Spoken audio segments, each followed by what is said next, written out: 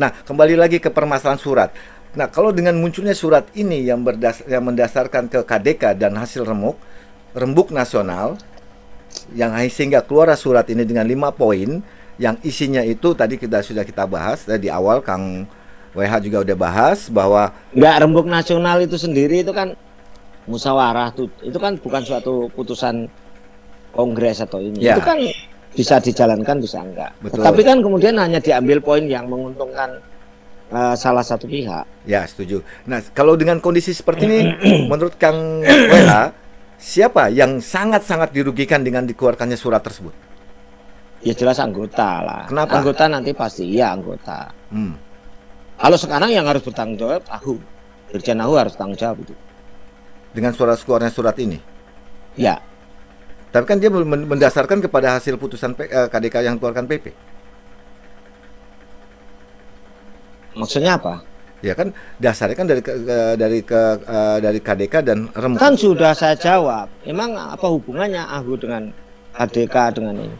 Emang AHU masuk struktur organisasi? Ya tidak. Jadi luar lah. Kan di pasal 82 itu kan ada kemandirian. Ya, kemudian pasal yang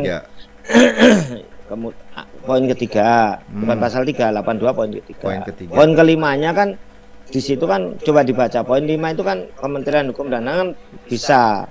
Sebentar, saya bacakan total. Turut andil dalam konteks bukan berarti dia kemudian otoriter, seakan-akan dia dalam kekuasaan dia. Izin Kang WH, saya bacakan saja pasal 82. Iya. Pasal 82 ayat 1, notaris terhimpun dalam satu wadah organisasi notaris.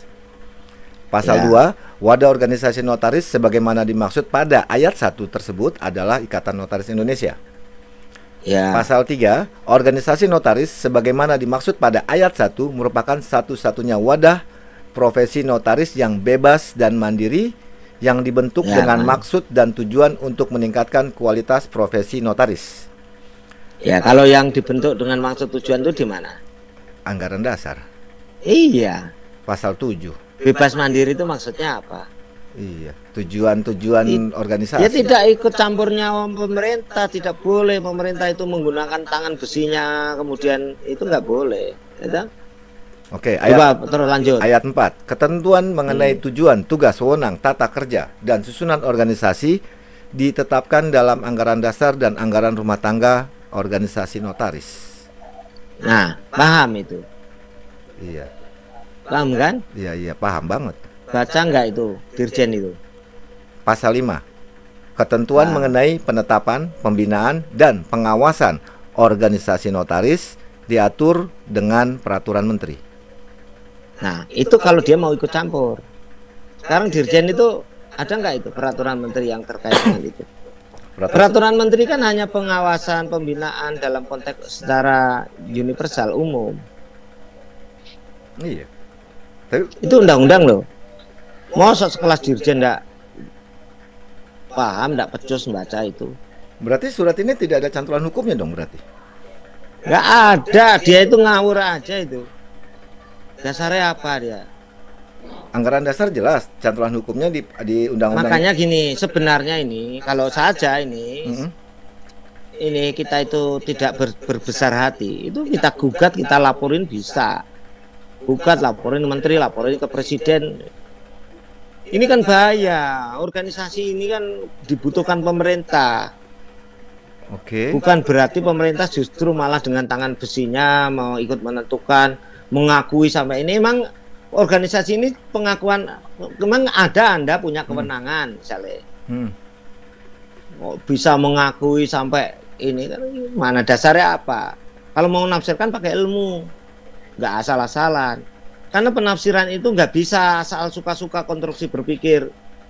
Oke. Kalau mau memutuskan pindah, jangan Dirjen, aku jadi hakim. Nanti dia punya konstatering, punya keyakinan hati ini hanya soal pidana loh ya.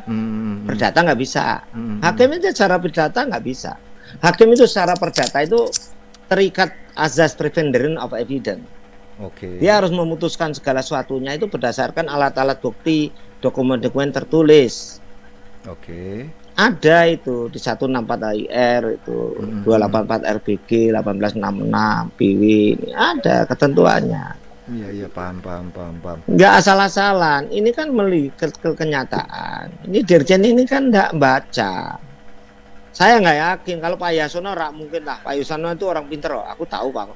Tahu banget dia itu dulu latar belakangnya. Ya. Dia memang ini kan mungkin karena kesibukan dan sebagainya dari menteri sehingga menyerahkan. Yang diserahi yang tidak tanggung jawab. Yang diserahin itu kan mestinya baca dulu aturannya, undang-undangnya, ininya kan begitu.